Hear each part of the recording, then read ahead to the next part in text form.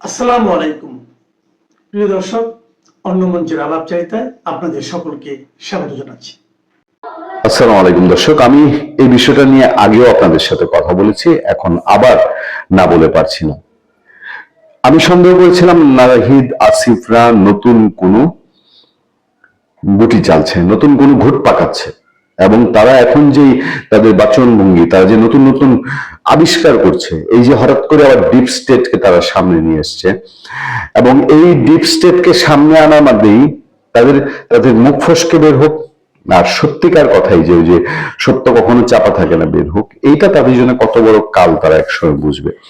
তারা যে বিপ্লব বিদ্রোহের কথা বলে, যে অভ্যুত্থানের কথা বলে, এটা যে ঠিক না।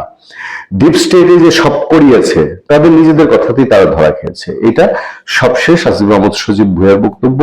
সে যখন বলছে যে ডিপ স্টেট তাদেরকে আরো 29 পর্যন্ত 2029 পর্যন্ত ক্ষমতায় থাকতে বসেছিল, তার অর্থটা কি? যে ডিপ স্টেটের সঙ্গে তাদের যোগাযোগ সার্বক্ষণিক ছিল, আর এই ডিপ স্টেট তো আকাশ থেকে এসে পড়েনি। কারণ 5ই আগস্টের মধ্যে দিয়ে ডিপ স্টেটের সাথে তাদের যা লেনা দেনা, যা যা করার শেখ হাসিনা বিরোধী এগুলো করেছিল, করার পরে ডিপ স্টেট তাদেরকে যদি সত্য হয় থাকতে বলেছে। ডিপ স্টেটকে স্বীকার করে নিচ্ছে এনসিপির নাহিদ ইসলাম, বলছে যে ওসমান হাদিকে এই ডিপ স্টেট মারিয়েছে, মেরে ফেলেছে, তাই না? এসব কথা বলছে। কিন্তু তারা কেন এখন এসব বলছে? এই লোকগুলা কারা? ডিপ স্টেট কারা? আলোচনায় এরকমও আছে যে বাংলাদেশের ভিতরে কি একটা ডিপ স্টেট তারা তৈরি করতে চেয়েছিল, যারা সরকারের না, কিন্তু সরকারের বাইরে থেকে তারা পুরো সরকার, পুরো বাংলাদেশ পরিচালনা করবে। আমার সামনে একটা বিশ্লেষণ আছে, সেই বিশ্লেষণ থেকে দু একটা লাইন আমি আপনাদের পড়ে শোনাতে চাই। প্রথমে আপনি জানেন যে ডিপ স্টেটটা কি? রাজনৈতিক ক্ষমতা আর গোপন প্রভাব, এই তিনের সংযোগেই বারবার উঠে আসে ডিপ স্টেট প্রসঙ্গ। ডিপ স্টেট বলতে সাধারণত এমন একটি অপ্রকাশ্য ক্ষমতার কাঠামোকে বোঝানো হয় যা সরকার বা দৃশ্যমান প্রশাসনের বাইরে থেকে রাষ্ট্র পরিচালনায় প্রভাব ফেলে। ডিপ স্টেট ধারণাটি নতুন নয়। বিশেষ করে তুরস্ক, মধ্যপ্রাচ্যের কিছু দেশে রাষ্ট্রের অভ্যন্তরে গোপন ক্ষমতার কাঠামো নিয়ে দীর্ঘদিন ধরে আলোচনা রয়েছে। রাজনৈতিক অস্থিরতা ও হঠাৎ নীতিগত পরিবর্তন বা অপ্রত্যাশিত সিদ্ধান্তের পেছনে অনেক সময় ডিপ স্টেটকে দায়ী করা হয়। কিছু দেশে প্রশাসনের ভেতরে শক্তিশালী প্রভাবশালী গোষ্ঠী থাকতেই পারে যারা নীতি নির্ধারণে প্রভাব ফেলে, তবে ডিপ স্টেট শব্দটি অনেক সময় অতিরঞ্জিত রাজনৈতিক ভাবে ব্যবহৃত হয়। ডিপ স্টেট থাকুক বা না থাকুক, এই ধারণাটি আমাদের বুঝতে সাহায্য করে রাষ্ট্র পরিচালনা ও শুধু দৃশ্যমান রাজনীতির মধ্যে সীমাবদ্ধ নয়, এর পেছনে আরো অনেক কিছু জড়িত। ডিপ স্টেট একটি জটিল এবং বিতর্কিত ধারণা। এটি একদিকে রাজনৈতিক বাস্তবতার ইঙ্গিত দেয়, অন্যদিকে অনেক সময় ব্যাখ্যাতীত ঘটনাকে সহজভাবে বোঝানোর একটি মাধ্যম হয়ে ওঠে। তাই বিষয়টি বুঝতে হলে তথ্য প্রেক্ষাপট আলোচনা, তথ্য প্রেক্ষাপট সমালোচনামূলক দৃষ্টিভঙ্গি সবকিছুই জরুরি। এই ডিপ স্টেটকে নিয়ে আসিফ মাহমুদ সজীব ভুঁইয়া এবং নাহিদ ইসলামরা এখন সামনে এসছে। আমার কাছে প্রশ্ন, খুব ক্লিয়ার প্রশ্ন, যে ডিপ স্টেটকে দিয়ে তারা যদি শেখ হাসিনাকে ফেলতে চায়, তারা যে মাঝে মধ্যে বলে যে তারেক রহমান যদি কি ফেসিবাদী হয়ে উঠে টিকতে পারবে না, তারা কি এখনই তারেক রহমান সরকারকে নিয়ে ডিপ স্টেটের সাথে কোনো দেন দরবার শুরু করেছে? আবার কি আমাদেরকে দেখতে হবে যে একটি নির্বাচিত সরকারকে কোনো একটি অসহযোগী যদি বলি, অথবা বলি যে পর্দার আড়ালে থাকা একটা আবছা অন্ধকার কোনো কিছু গ্রাস করে ফেলে, আসিফ মাহমুদ সজীব ভুঁইয়ারা কি এখনই খেলা শুরু করেছে বিএনপি গভর্নমেন্টকে নিয়ে? এবং সেই ক্ষেত্রে কি সেই ডিপ স্টেট, যাদের নাম তারা প্রকাশ করছে না, এই ডিপ স্টেটের সাথে কোনো গভীর যোগাযোগ স্থাপন করেছে? যে এই যোগাযোগে, যেমন শেখ হাসিনার বিরুদ্ধে যে আন্দোলন হয়েছিল, এই আন্দোলনে বীজ বপন করেছিল ডিপ স্টেটের সাথে যোগাযোগের মাধ্যমে এই মাস্টার মাইন্ডরা 4 বছর আগে 2020 সাল থেকে, এটা বিভিন্ন জায়গায় আলোচনা হয়। সেরকম কি দীর্ঘ সময়ে হাতে নিয়ে তারেক রহমান সরকারকে নিয়েও ডিপ স্টেট কোনো খেলা করা, ডিপ স্টেট এবং ডিপ স্টেটের বাংলাদেশি যে পোষ্য লোকজন, তারা কোনো খেলা শুরু করেছে? ডিপ স্টেট মানে পর্দার আড়ালের শক্তি। এই শক্তি না দেখা যায়, না ধরা ছোঁয়া যায়। এই শক্তিটির কথা সাবেক প্রধানমন্ত্রী শেখ হাসিনা অনেক আগেই বলেছিলেন। তাকে ক্ষমতা থেকে সরানোর চক্রান্ত এই ডিপ স্টেট করেছিল, এমন অভিযোগ তিনি ক্ষমতায় থাকাকালেই করেছিলেন। কিন্তু বিরোধী পক্ষ সেটিকে কথার কথা বলেই মানতেন। শেখ হাসিনা পক্ষের লোকজন মনে করে এই ডিপ স্টেটের চক্রান্তই ছিল মেটিকুলাস ডিজাইন, যেটি কোটা সংস্কার আন্দোলনকে নিয়ে গিয়েছিল এক দফার সরকার পতনের আন্দোলনে। কিন্তু বিগত অন্তর্বর্তী সরকারের লোকজন এই অভিযোগ উড়িয়ে দিতেন। ডোনাল্ড ট্রাম্প স্বীকৃত ডিপ স্টেটের গুরু জর্জ সরোস কিংবা তার ছেলে বাংলাদেশে বন্ধু মোহাম্মদ ইউনূসের জন্য ছুটে এলেও ডিপ স্টেটের বিতর্ক তেমন একটা জমেনি অন্তর্বর্তী সরকারের আমলে। এমনকি কিছুদিন আগেও ব্রাকের মতো প্রতিষ্ঠান তাদের গবেষণা রিপোর্টে বাংলাদেশের ডিপ স্টেট কাজ করার কথা বললেও এই বিতর্ক তেমন একটা হালে পানি পায়নি। কিন্তু এতদিন যারা ডিপ স্টেটের মেটিকুলাস ডিজাইনকে তুড়ি মেরে উড়িয়ে দিতেন, সেই আসিফ নাহিদরা এখন বলছেন ডিপ স্টেট আছে, শুধু আছে না, তাদেরকে রীতিমতো অফারও দিয়েছিল। অন্তর্বর্তী সরকারের সাবেক উপদেষ্টা আসিফ মাহমুদ অবশ্য ডিপ স্টেটের নাম নিয়ে লুকোচুরি খেললো। কি অফার দিয়েছেন সেটি খোলাসা করেছেন। এই ডিপ স্টেট নির্বাচন চায়নি। যদি এ কথা সত্যি হয় তাহলে প্রশ্ন ওঠে, এনসিপি আর জামাতও যে নির্বাচন চায়নি সেটি কি তাহলে ডিপ স্টেটের সাথে হাত মেরেই? বড় প্রশ্ন হলো, এতদিন শেখ হাসিনার পক্ষ থেকে ডিপ স্টেটের ষড়যন্ত্রের কথা বলা হচ্ছিল, আসিফ নাহিদ কি শেখ হাসিনার সেই কথার সত্যতাই তুলে ধরলেন? তার চেয়েও বড় প্রশ্ন উঠেছে, এতদিন পরে এসে কেন তারা ডিপ স্টেটের কথা বলছেন, নাকি তাদেরকে দিয়ে কেউ বলাচ্ছে? এমন সব প্রশ্নের উত্তর জানতে চলুন যাওয়া যাক বিশ্লেষণ। অন্তর্বর্তী সরকারের সাবেক উপদেষ্টা, যিনি বর্তমানে মোহাম্মদ ইউনূসের কিংস পার্টি এনসিপির মুখপাত্র আসিফ মাহমুদ সজীব ভুঁইয়া, গত 26শে মার্চ দলীয় কার্যালয়ে এক আলোচনা সভায় বক্তব্য দেন। সেখানে তিনি ডিপ স্টেট নিয়ে বক্তব্য দিয়েছিলেন। যদিও তার 2 সপ্তাহ আগে এনসিপির আহ্বায়ক নাহিদ ইসলাম ওসমান হাদির হত্যাকাণ্ডের সাথে ডিপ স্টেট জড়িত বলে মন্তব্য করেছিলেন। 10 March Rajshahi teachers training college মাঠে এনসিপি আয়োজিত রাজশাহী বিভাগীয় ইফতার সমাবেশে প্রধান অতিথির বক্তব্যে নাহিদ বলেছিলেন, হাদি হত্যাকাণ্ডের সঙ্গে জড়িত ডিপ স্টেট ও দেশি বিদেশি চক্রদের আইনের আওতায় আনতে হবে। তবে নাহিদের এই বক্তব্য নিয়ে তখন অতটা সাড়া পড়েনি। কিন্তু আসিফ মাহমুদের বক্তব্যকে কেন্দ্র করে দেশব্যাপী, বিশেষ করে রাজনৈতিক অঙ্গনে ব্যাপক চাঞ্চল্যের সৃষ্টি হয়েছে। দেশ জুড়ে চলছে নানামুখী তুমুল আলোচনা। অনেকের কাছে প্রশ্নের উদ্রেক হচ্ছে যে এই ডিপ স্টেট আসলে কি, কারা এর সাথে জড়িত? আসিফ মাহমুদ 2 বছর পর এসে কেন এমন বক্তব্য দিচ্ছেন? আসিফ মাহমুদ ডিপ স্টেটের কথা বললেও সেই ডিপ স্টেটের কারা জড়িত তাদের নাম প্রকাশ্যে রহস্যজনকভাবে লুকোচুরি কেন করছেন, সেই প্রশ্ন উঠেছে। সবচেয়ে গুরুত্বপূর্ণ যে প্রশ্ন ঘুরপাক খাচ্ছে সেটি হলো, ডিপ স্টেট কি আসিফ মাহমুদকে ইউনূসের নেতৃত্বে ক্ষমতায় বসিয়েছিল নাকি ক্ষমতায় রাখতে চেয়েছিল? এই প্রশ্ন উঠছে কারণ শেখ হাসিনা ক্ষমতায় থাকাকালই এই ডিপ স্টেট নিয়ে কথা বলেছিলেন, প্রকাশ্যে জানিয়েছিলেন তার আশঙ্কার কথা। দর্শক, এখানে প্রথম প্রশ্ন, ডিপ স্টেট আসলে কি? রাজনীতি, ক্ষমতা আর গোপন প্রভাব, এই তিনের সংযোগে বারবার উঠে আসে ডিপ স্টেট প্রসঙ্গটি। এটি এমন একটি বিষয় যাকে আপনি না ধরতে পারবেন না ছুঁয়ে দেখতে পারবেন। তাহলে কি শুধু কল্পনাতেই ডিপ স্টেট থাকে? উত্তর হলো, ডিপ স্টেটের অস্তিত্ব আছে, যেটি মূলত ক্ষমতার অপ্রকাশ্য একটি কাঠামো। এটি সরকার বা দৃশ্যমান প্রশাসনের বাইরে থেকে রাষ্ট্র পরিচালনায় প্রভাব ফেলে। সোজা কথায় ডিপ স্টেট কোনো নির্দিষ্ট দাপ্তরিক কাঠামো নয়, বরং এটি রাজনৈতিক ধারণা যে রাষ্ট্রের ভিতর লুকিয়ে থাকা এমন এক ক্ষমতার কেন্দ্রকে বোঝায় যারা জনগণের ভোটে নির্বাচিত না হয়েও পর্দার আড়াল থেকে জাতীয় গুরুত্বপূর্ণ সিদ্ধান্তগুলো নিয়ন্ত্রণ করে। এটি এমন একটি নেটওয়ার্ক যেখান থেকে আমলাতন্ত্রের একটি অংশ, গোয়েন্দা সংস্থা, সামরিক বাহিনীর কিছু গোষ্ঠী বা প্রভাবশালী ব্যবসায়ী গোষ্ঠী, যারা সরাসরি সামনে না এসে নীতি নির্ধারণে ভূমিকা রাখে বলে ধারণা করা হয়। এদেরকে বলা হয় অদৃশ্য সুপার সরকার। এরা সব কলকাঠি নাড়বে, কিন্তু কারো কাছে এদের জবাবদিহিতা থাকে না। ধারণাটি এসেছে তুরস্কের একটি শব্দ থেকে, যাকে বলা হয় দেরিন দেপ্লেত।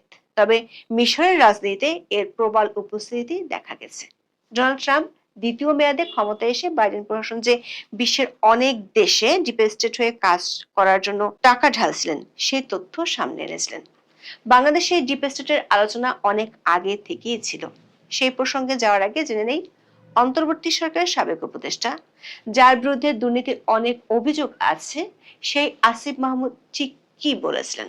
26শে মার্চ এনসিপি সভায় আসিফ মাহমুদ বলেছিলেন, তারা যখন সরকারের দায়িত্বে ছিলেন শুরুর দিকে তাদেরকে বিভিন্ন শক্তিশালী ইনস্টিটিউশন, যাদেরকে আসলে ডিপ স্টেট বলা হয়, তাদের কাছ থেকে অফার করা হয়েছিল। দর্শক, আসিফ মাহমুদের কাছে তার এই বক্তব্যের ব্যাখ্যা জানতে চেয়েছে প্রথম আলো। সেখানে তিনি বলেছেন, অন্তর্বর্তীকালীন সরকার দায়িত্ব নেওয়ার প্রথম 3 থেকে 5 মাসের মধ্যে বিভিন্ন প্রভাবশালী প্রতিষ্ঠান বা ডিপ স্টেটের পক্ষ থেকে এই যোগাযোগ করা হয়েছিল। এর অর্থ হলো মোহাম্মদ ইউনূস ক্ষমতা নেয়ার 3 থেকে 5 মাসের মধ্যে ডিপ স্টেট যোগাযোগ করেছিল এবং কিছু প্রস্তাব দিয়েছিল। সেসব প্রস্তাবের মূল নির্যাস ছিল আওয়ামী লীগ সরকারের সাংবিধানিক মেয়াদ অর্থাৎ 2029 সাল পর্যন্ত এই সরকারকে টিকে থাকার জন্য যাবতীয় সহযোগিতা করবে ডিপ স্টেট। এর বিনিময়ে তাদের কিছু নির্দিষ্ট শর্ত পূরণ করতে হতো। আসিফ মাহমুদ দাবি করেছেন, ডিপ স্টেট ক্ষমতায় থাকার পুরো প্রক্রিয়া সাজিয়ে দিয়েছিল, কিন্তু ইউনূসের অন্তর্বর্তী সরকার তাতে সায় দেয়নি, বরং অন্তর্বর্তী সরকার নির্বাচন দিতে চেয়েছে। দর্শক, আমাদের অনুসন্ধান বলছে আসিফ মাহমুদ এখানে মিথ্যা তথ্য দিয়েছেন, যেটির প্রমাণ মিলে তারই সহকর্মী ধর্ম উপদেষ্টা AFM খালেদ হোসেনের একটি পোস্ট থেকে। সাবেক ধর্ম উপদেষ্টা 19 মার্চ নিজের ফেসবুক পোস্টে লিখেছেন, প্রফেসর ইউনূসের ব্যক্তিগত ইচ্ছা ছিল সংস্কারের প্রধান ধাপগুলো সম্পন্ন করে 2026 সালের শেষের দিকে নির্বাচন আয়োজন করা, কিন্তু রাজনৈতিক বাস্তবতায় সবসময় পরিকল্পনা অনুযায়ী এগোয় না। রাজনৈতিক দলগুলো, বিশেষত বিএনপির অব্যাহত চাপ ও রাজনৈতিক পরিস্থিতির প্রেক্ষাপটে তিনি ফেব্রুয়ারি মাসে নির্বাচনের ঘোষণা দেন।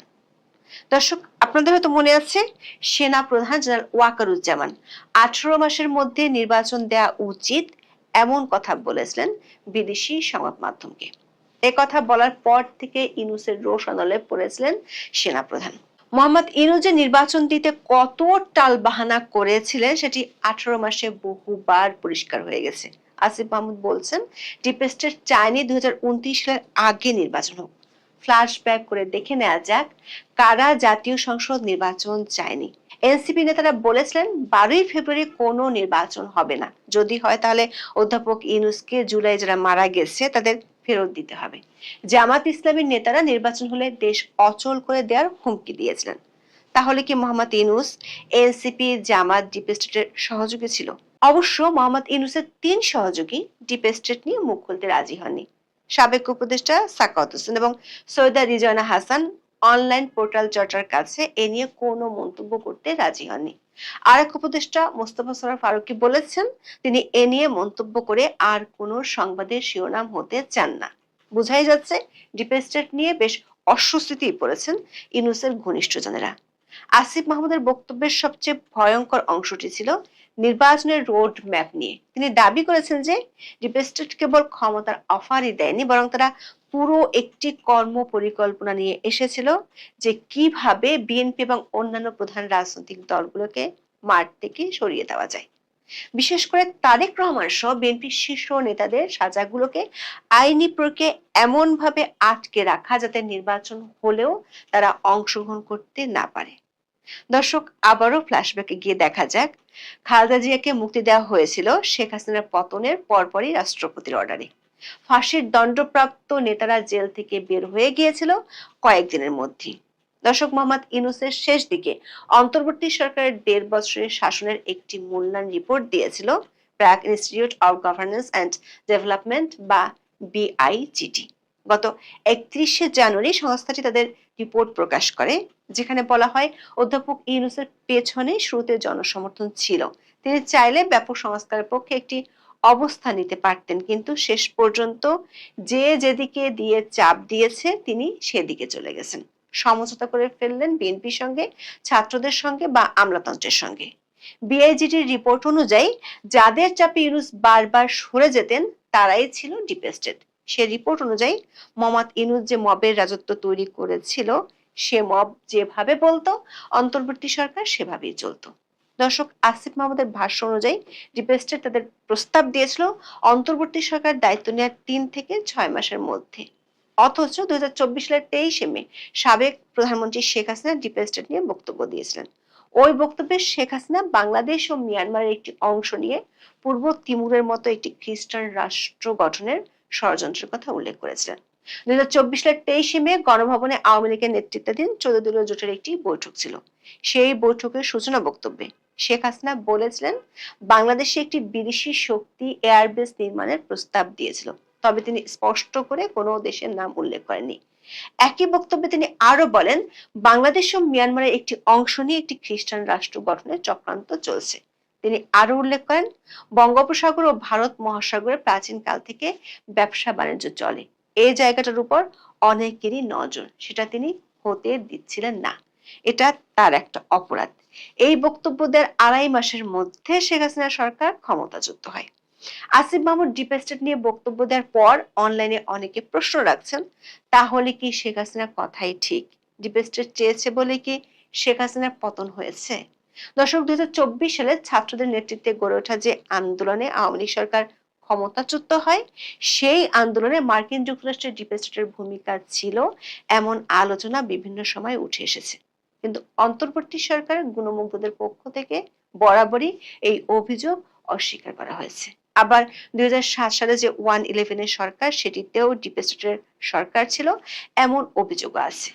এসব অভিযোগ যদি সত্যি হয়, তাহলে এটি পরিষ্কার অনেক আগে থেকে বাংলাদেশে বিদেশি আর দেশীয় শক্তি মিলে ডিপ স্টেট কাজ করছে। আসিফ মাহমুদ নাম প্রকাশ না করলেও বলেছেন, ডিপ স্টেটের মধ্যে বিদেশি শক্তি ছিল। 2025 সালের 20 মার্চ আমাদের প্রচারিত একটি ভিডিওতে আমরা দেখিয়েছিলাম কিভাবে বিদেশি শক্তি জুলাই আন্দোলনের সময় কাজ করেছিল। বাংলাদেশের জুলাই আন্দোলনের সংগঠিত হত্যাকাণ্ড নিয়ে জাতিসংঘের তদন্ত দলের রিপোর্ট প্রকাশিত হয়েছিল গত বছরের 12 ফেব্রুয়ারি। সেই রিপোর্টের 38 নম্বর পৃষ্ঠার 137 নম্বর অনুচ্ছেদে বলা হয়েছে, জুলাই আন্দোলনে মানবাধিকার লঙ্ঘনের পরিণতি কি হতে পারে সেটি বাংলাদেশের যথাযথ কর্তৃপক্ষকে জুলাই আন্দোলন চলাকালে জানানো হয়েছিল, যার কারণে বাংলাদেশের সেনা সদস্যরা জুলাই আন্দোলনে গুলি চালানি বলে মন্তব্য করা হয়েছে জাতিসংঘের রিপোর্টে। তার প্রমাণ হিসেবে 2024 সালের 29 জুলাই জাতিসংঘের নিয়মিত প্রেস ব্রিফিং এ যে তথ্য তুলে ধরা হয়েছিল তার রেফারেন্স টানা হয়েছে। ঠিক যেমন ভয় 2007 সালের সময় দেখানো হয়েছিল। সেই সময় এই বিদেশি শক্তি পরিচিত ছিল টুরিস্টিক গ্রুপ নামে, যাদের বাংলাদেশের টুরিস্টিক গ্রুপের একটি অংশ বলেই পরিচিত। দর্শক, সারা দুনিয়া জুড়ে মার্কিন প্রশাসনের বিরুদ্ধে ডিপ স্টেট হিসেবে ভূমিকা রাখার অভিযোগ আছে। 1 জানুয়ারি 2023 থেকে 1 এপ্রিল 2024 সাল পর্যন্ত ট্রাম্পের ট্রুথ সোশ্যালের একটি বিশ্লেষণ অনুসারে ট্রাম্প 56 বার এই ডিপ স্টেটকে ছাড়খাড় করে দেওয়ার কথা বলেছেন। এর মধ্যে 9টি পোস্টে তিনি কিভাবে ধ্বংস করবেন সে পরিকল্পনার কথা বলেছেন। বলা হয়, বিল ক্লিন্টন প্রেসিডেন্ট হওয়ার পর থেকে সারা বিশ্বের অনেক দেশে সরকার পরিবর্তন কিংবা নিজেদের পছন্দসই সরকার বসানোর জন্য মার্কিন প্রশাসন কাজ করত। আর দুনিয়াব্যাপী এই ডিপ স্টেটের গুরু হলেন জর্জ সরোস। এই সরোসের অকৃত্রিম বন্ধু হলেন মোহাম্মদ ইউনূস। ইউনূস ক্ষমতা থাকাকালে সরোসের ছেলে 2 বার বাংলাদেশে এসেছিলেন, যেটি অতীতে কখনোই ঘটেনি। সরোসের ছেলে একটি রাজনৈতিক দলের নেতাদের সাথে বৈঠক করেছিলেন, সেটির নাম এনসিপি।